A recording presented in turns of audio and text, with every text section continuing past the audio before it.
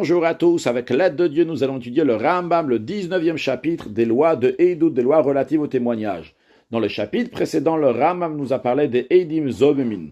Prenons l'exemple de Reuven et Shimon qui viennent au tribunal et disent que Lévi, il a tué Yehuda le 10e jour du mois de Nissan à 14h à Yerushalayim.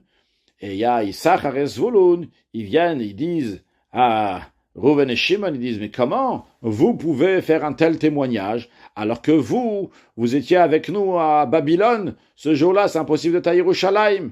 Alors le tribunal qui entend ce que Issachar et Zvulun disent, ils vont dire à Reuven et Shimon, vous êtes des faux témoins et vous allez avoir la sentence que vous avez voulu donner à Lévi, donc on va vous exécuter. Donc ça c'est en deux mots l'idée des Eidim Zomemin, c'est la même chose aussi s'ils ont voulu que Lévi va donner de l'argent à Yehuda, c'est la même chose s'ils ont voulu que Lévi va recevoir des coups de fouet, on va faire à eux-mêmes, donc aux témoins, à Reuven et Shimon, ce qu'ils ont voulu faire à Lévi.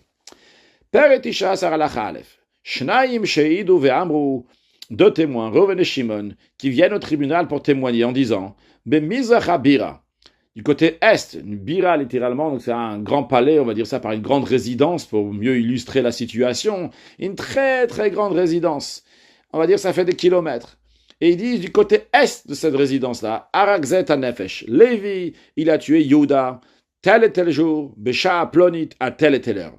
Basé sur ce que Reuven et Shimon ont dit, le tribunal a condamné Lévi à être exécuté. Ou Baoshnaim, et il y a deux autres témoins, Issachar et Zvulun, qui sont venus au tribunal, Ve'amru lahem, et ils ont dit aux témoins devant le tribunal, mais Bemar avabira azot itemimanu betazot, vous étiez du côté ouest de cette grande résidence à cette heure-là que vous avez dit, tel et tel jour à telle et telle heure. Comment vous avez pu voir ce qui se passe là-bas du côté est? Vous n'avez pas pu voir ce qu'il y avait là-bas? Vous êtes des faux témoins? Eh bien, on va voir. Si quelqu'un qui se trouve à l'ouest, on croit le deuxième témoin, Issachar et Zvulun, qui disent que Reuven et Shimon, ils étaient à l'ouest. Mais on va voir, c'est possible que Reuven et Shimon, en effet, étaient à l'ouest, mais ils ont vu ce qui se passe à l'est, que Lévi, il a tué Yehuda. Dans ces cas-là, Enam Zomemin, c'est pas des Eidim Zomemin. C'est possible qu'ils ont vu, malgré le fait qu'ils étaient à l'ouest. Si c'est pas possible que quelqu'un qui se trouve à l'ouest de cette grande résidence va voir ce qui se passe à l'est, dans ces cas-là, Reuven et Shimon sont des Eidim Zomemin et on va les exécuter. Le chidouch ici, on dit pas Shema meor enem shel rishonim rav. C'est possible que Reuven et Shimon, ils ont une vision qui est exceptionnelle. Ve'roim mechakiata mikol adam, ils peuvent voir beaucoup plus loin que les autres personnes. Et donc, dans le doute que peut-être Reuven et Shimon, ils ont une très bonne vue, sûrement ils ont vu et on va pas les condamner. Non, on dit qu'ils sont comme tout le monde. Si on peut pas voir, bien eux aussi ils ont pas vu. Rien de même. S'il y en a deux, Reuven et Shimon, ils viennent au tribunal et ils témoignent. On a vu, Baboker, c'était le matin, on va dire par exemple à 9h, Haragzet Hanefesh Yerushalayim, Lévi l'a tué Yehuda, Yerushalayim, tel et tel jour. Ou Baoushnaïm, mais il y a deux autres Issachar et Zvulun qui viennent au tribunal, Ve'amru lahem, et ils disent aux témoins, mais Biyom ze ba'erev, ce même jour-là, que vous témoignez, c'est vrai, pas le matin à 9h du matin, mais le soir à 18h,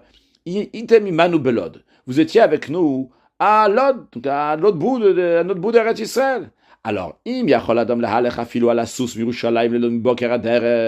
si quelqu'un peut faire la marche, quand il veut marcher, c'est pas juste marcher, même s'il va chevaucher sur un cheval, aujourd'hui on dirait prendre une voiture, de Yerushalayim jusqu'à Lod, entre le matin et le soir, c'est faisable qu'il était à 9h à Yerushalayim et à 18h à Lod.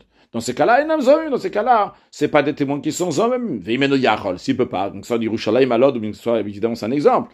Eh bien, ou bien s'il peut pas faire cette distance-là, les aguiar et l'ozomim, dans ces cas-là, on dit que c'est des dim zomimin. Venomri, on dit pas, shema karkal biyoter nizdam lahem, c'est possible que peut-être ils ont trouvé un chameau qui est extrêmement léger, qui est extrêmement rapide. Nizdam lahem, ils ont trouvé, Reuven et Shimon, vekiplotader. Et comme ça, ils ont écourté la route. Non, on dit pas ça. Toujours, on se base sur les caractéristiques courantes connues de tous. et uniquement basé sur ça, on va considérer les faits, et on va les rendre zomemim. Si personne peut arriver si vite de Yerushalayim à l'autre, on va pas dire que eux spécialement, ils ont eu un coup de chance, ils sont arrivés encore plus vite. Halacha bet, Shnaim she'amru, nous avons deux témoins, Reuven et Shimon, qui viennent au tribunal et ils disent Be'echad be'Shabbat, dimanche, Haragze est un nefesh b'Kamploni. Lévi, il a tué Yehuda à tel et tel endroit.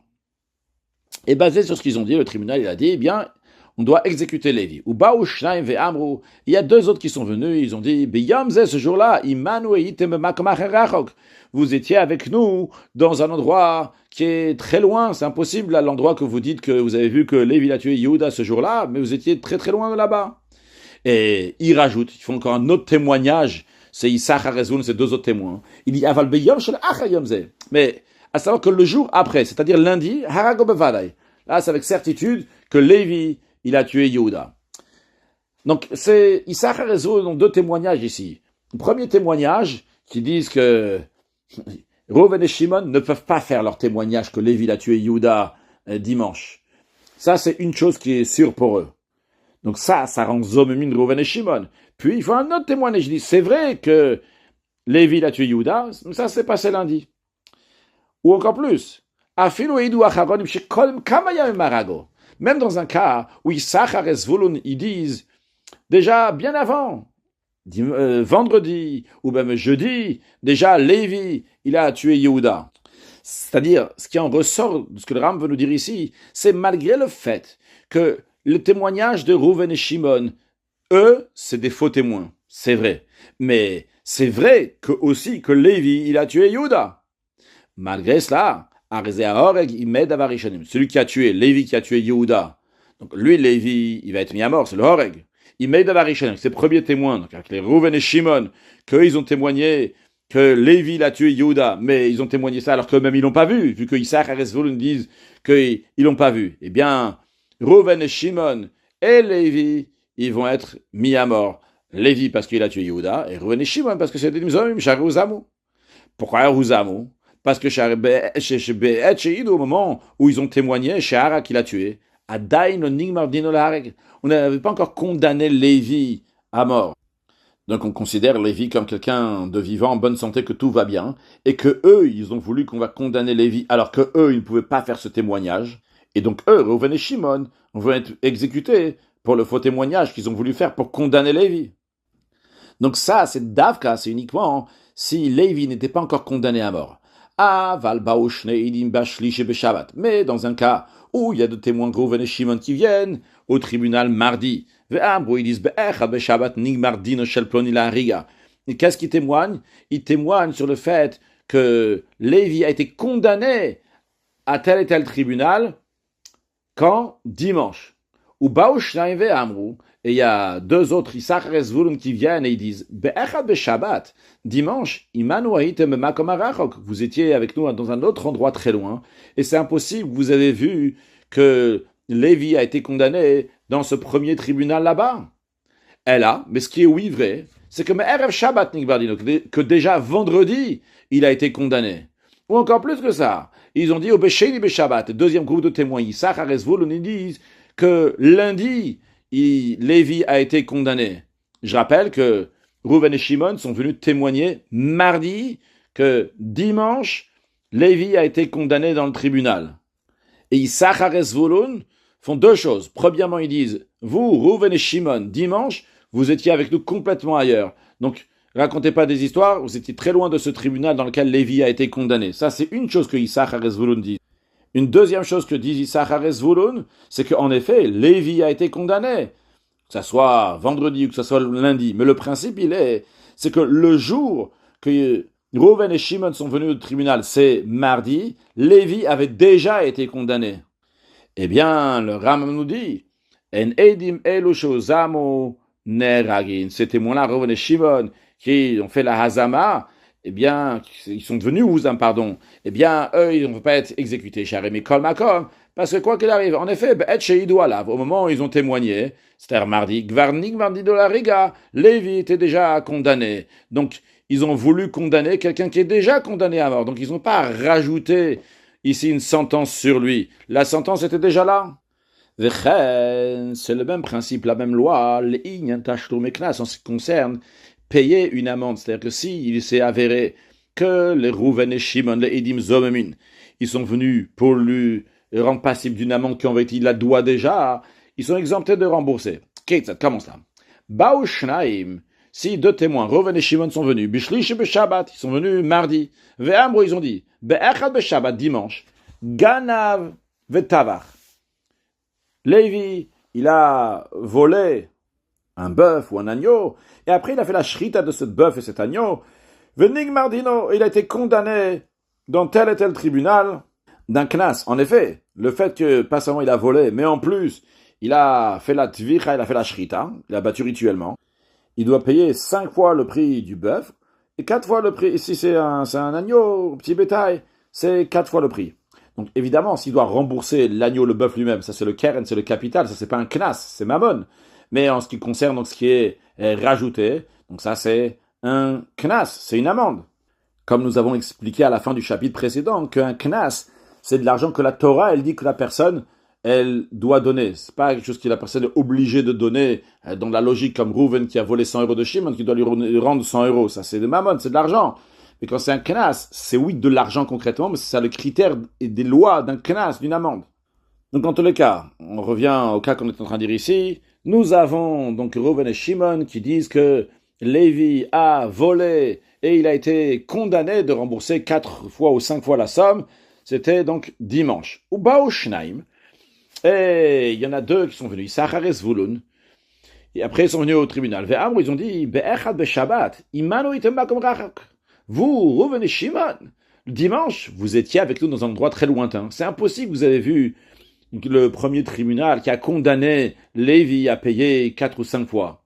Aval, mais on fait un deuxième témoignage, nous, Issachar et Zvulun, qu'en effet, Me'erev Shabbat, Nigmardino, déjà, vendredi, on l'a rendu passif de rembourser 4 ou 5 fois.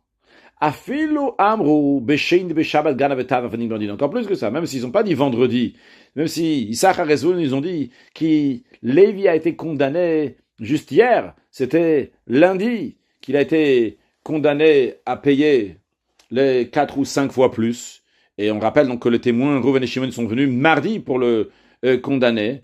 Eh bien, En Eidim Elushu Zamu Meshalmim. Eh bien, ces témoins-là, donc Rouven et Shimon, qui sont devenus Zomem, ils ne remboursent pas. Charemi Kolmakom, parce que, quoi qu'il arrive, Ve'et Sheidou Alav, au moment, ils ont témoigné. Donc, mardi, il était déjà Chayav Ayale Shalem, il devait déjà rembourser, vu qu'il a été condamné lundi ou vendredi, ça ne change pas quand, donc c'était avant, Vechen Klokoi, c'est basé de même, tout cas semblable à ça. Halacha Gimel. En Eide Ashtar Nasim Zomemin. Achi Yomru Bevedin Shtarze Bizmano Ktavnu Velo Echarnu. Pour que des témoins signataires dans un acte, ils vont devenir des témoins qui sont Zomemin. C'est-à-dire qu'il y a Rouven et Shimon qui ont signé dans un acte. Et ils ont dit, on a signé ici à Yerushalayim, tel et tel jour, le Ram va nous donner un exemple clair après dans la suite. Et il y a 2 autres témoins, Issachar et Zvulun, qui disent, hey, comment vous pouvez signer que vous étiez tel et tel jour à Yerushalayim alors que vous étiez avec nous à Bavel, dans un autre endroit? Donc, ça devrait être des Edim Zobemin à coup sûr. Eh bien, le Ram dit non, c'est pas si sûr que ça. Il faut que ces témoins-là, Rouven et Shimon, les signataires, ils vont dire, on l'a écrit à temps, c'est-à-dire c'était bien ce jour-là, et on n'a pas signé pour plus tard. Car théoriquement, ils ont le droit. On est aujourd'hui, malgré qu'on est aujourd'hui, ils signent que ça va prendre effet dans 1 mois. Donc ils écrivent dans 1 mois. Et dans ces cas-là, Issachar et Zvulun, quand ils viennent, ils disent, ah, mais vous avez écrit le 1er Nissan à Yerushalayim. Un instant, le 1er Nissan à Yerushalayim. Vous n'étiez pas là-bas, vous étiez à Bavel le 1er Nissan. Eh bien, c'est possible que Rouven et Shimon ne sont pas des faux témoins. C'est possible, en effet, ils étaient à Yerushalayim le 1er Adar, pas le 1er Nissan. Mais le 1er Adar, ils ont signé déjà. Mais avec quelle date? La date de 1 mois plus tard.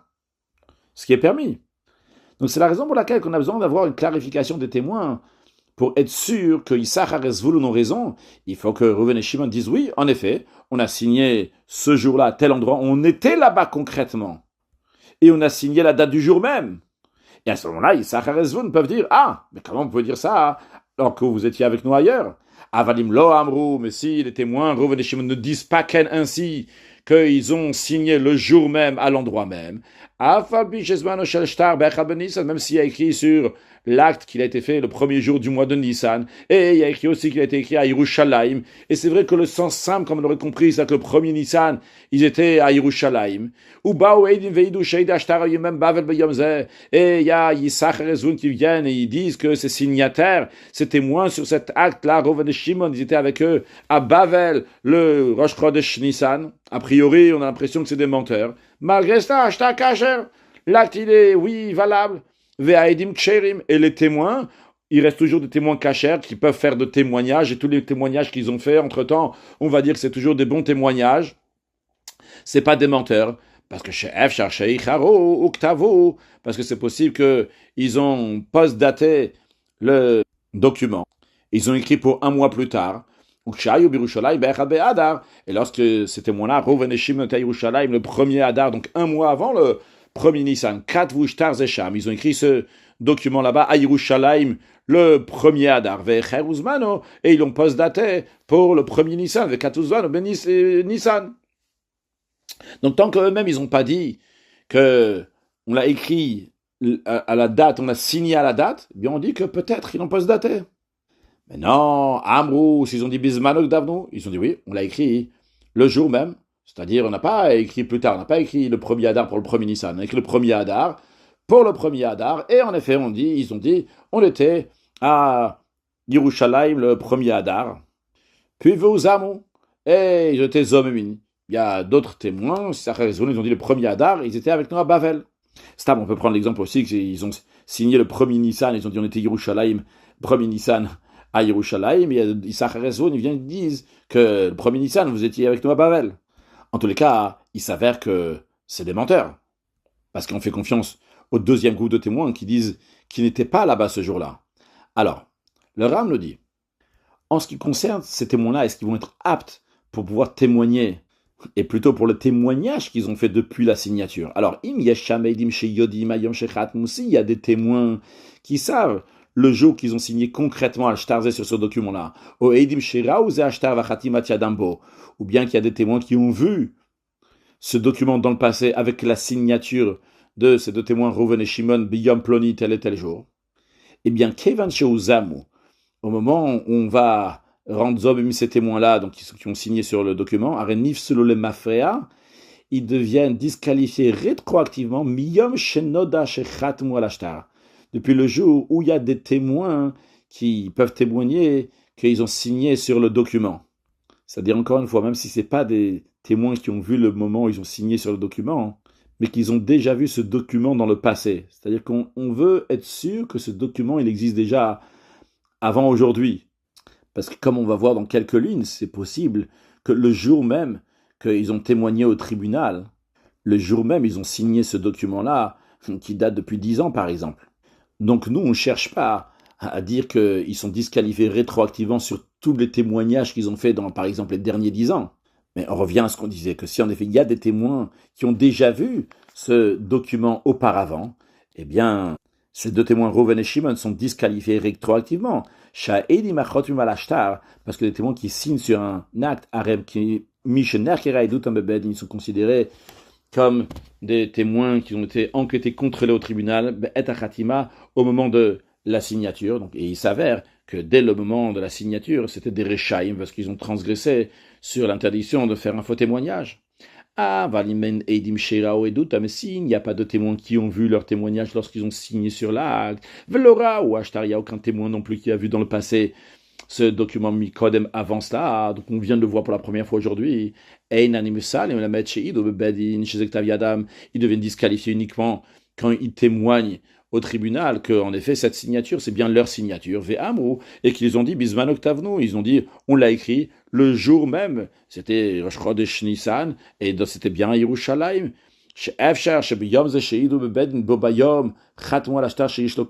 Pourquoi on ne va pas les disqualifier rétroactivement? Parce que c'est possible que c'est le jour même, avant de venir au tribunal, qu'ils ont signé. On ne connaît pas ce document, on ne sait pas d'où il débarque, d'où il sort. Peut-être c'est aujourd'hui qu'ils ont inventé ce document-là, ils ont signé sur ce document, il date de 10 ans. Vem Shikrou, et eux, et quand il vient au tribunal, ils mentent, Ve'amru, il dit, Bisman au Katavdon, on l'a écrit en son temps. Donc on ne peut pas le rendre ces témoins-là disqualifiés rétroactivement pour tous les témoignages qu'ils ont fait entre-temps. Mais on dit que tout ce qu'ils ont fait jusqu'à aujourd'hui, c'était cachère. À partir d'aujourd'hui, ces témoins-là, ils sont plus cachères. Conclure avec un mot sur Mashiach, on a vu la notion que peut-être ils ont eu un chameau qui était très rapide et qui a réussi à faire un trajet de manière qui se soit très écourtée. Lorsque Mashiach va venir, à Kadosh Baruch Hu va prendre tous les Bnei Israël sur un âne et Shmaya, sur le nuage du ciel. Et comme le Rebbe il dit, c'est jet, c'est le plus grand jet qui va le plus vite, qui va nous amener tranquillement, gentiment et très prochainement à Yerushalayim Irakodesh, de manière que que chaque juif individuellement va être pris et amené. Quand on dit individuellement, c'est mamash, achad, sans exception, que tout le monde va sortir de cette galoute. Qu'Akadosh Baruch Hu nous amène à Yerushalayim Irakodesh, avec le troisième temple construit très prochainement avec la venue de Mashiach Now.